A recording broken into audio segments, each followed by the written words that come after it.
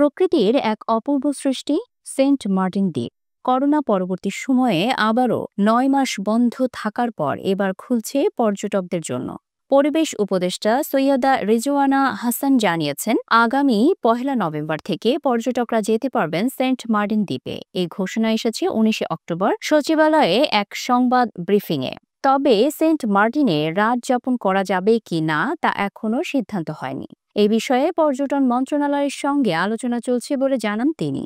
প্রাকৃতিক পরিবেশ ও জীববৈচিত্র্য রক্ষার জন্য ৯ মাস আগে এই দ্বীপে পর্যটন কার্যক্রম বন্ধ ঘোষণা করে পরিবেশ, বন ও জলবায়ু পরিবর্তন মন্ত্রণালয়।